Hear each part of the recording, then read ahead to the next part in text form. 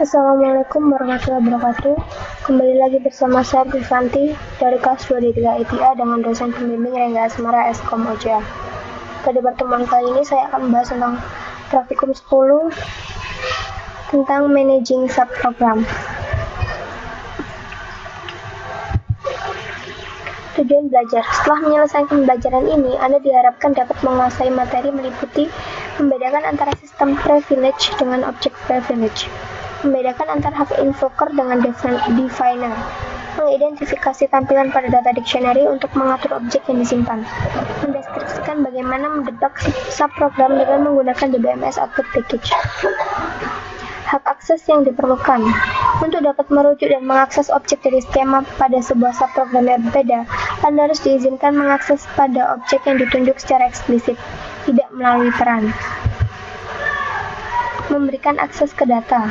Prosedur execute dengan hak akses dari owner atau default. Menggunakan hak invoker. Seperti yang dilakukan pada gambar tersebut. Mengatur objek PLSQL yang disimpan. Pada gambar ini terdapat sebuah proses di mana dapat mengatur objek PLSQL yang disimpan. User object. Di sini ada beberapa user object. Object name untuk name of the job. Object ID, internal identifier for the job.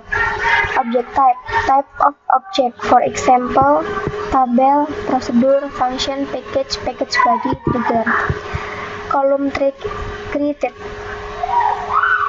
adalah date when the object was created, menunjukkan tanggal di mana objek dibuat. Plus DDL time, date when the object was last modified. Timestamp, date and time when the object was last recompiled. Status, valid or invalid. Mendaftar semua prosedur dan fungsi. Gambar berikut ini menunjukkan sintak di mana kita dapat mendaftar semua prosedur dan fungsi. Tampilkan data dictionary user search. Berikut adalah tabelnya. Name of the job, type of the object, line number of the source code, text of the source code line. Mendaftar kode dari prosedur dan fungsi. Berikut ini adalah sintaknya dan hasilnya.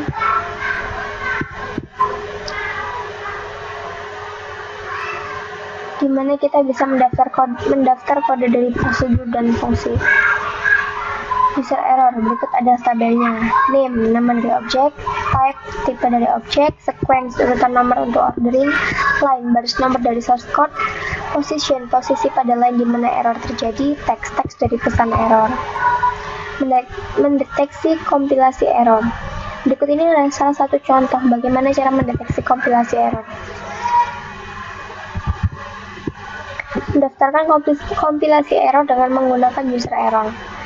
Di sini dicontohkan bagaimana cara mendaftarkan kompilasi error dengan menggunakan user error. Berikut ini adalah langkah-langkahnya. Dengan menggunakan sintak show error procedure log execution, di mana kita dapat mendaftar kompilasi error dengan menggunakan show error. Describe pada ASCL+. Di sini ditunjukkan sintak describe pada ASCL+. Mendebak unit program PLSQL. Package dari DBMS output. Mengakumulasikan informasi ke dalam buffer. Mengizinkan pemanggilan informasi dari buffer. Memanggil autonomous prosedur. Sebagai contoh, menginput ke dalam log tabel. Software yang menggunakan DBMS debug adalah prosedur builder dan third party debugging software.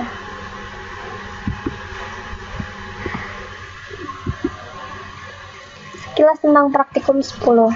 Pada praktikum ini topik-topik yang kita akan bahas yaitu membuat kembali source file untuk sebuah prosedur, membuat kembali source file untuk sebuah fungsi. Latihan soal nomor 1.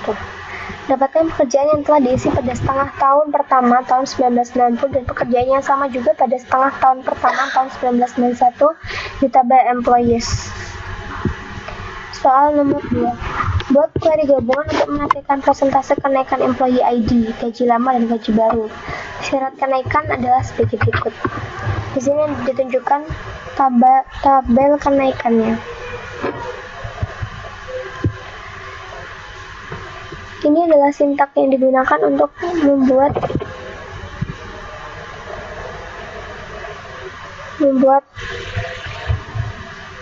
query gabungan yang menampilkan persentase kenaikan gaji. Soal nomor 3. Buat query untuk menampilkan 3 teratas karyawan gaji tertinggi. Tampilkan nama akhir dan gajinya, seperti yang terlihat pada gambar tersebut. Latihan soal nomor 4. Buat query untuk menampilkan employee ID dan nama terakhir dari karyawan yang bekerja di California dan Boston. Berikut ini merupakan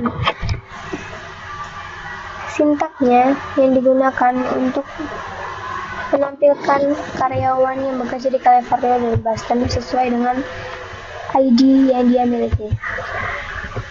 Soal nomor 5. Buat query yang menampilkan job ID di mana gaji maksimum dari pekerjaan itu di atas setengah gaji maksimum seluruh perusahaan. Gunakan klausa with dan namakan query Maxwell Cloud. Soal nomor 6. Buat query untuk menampilkan karyawan yang mendapatkan gaji lebih tinggi dari semua gaji sales manager. Urutkan dari tertinggi ke rendah, seperti yang diminta pada tabel tersebut. Berikut ini merupakan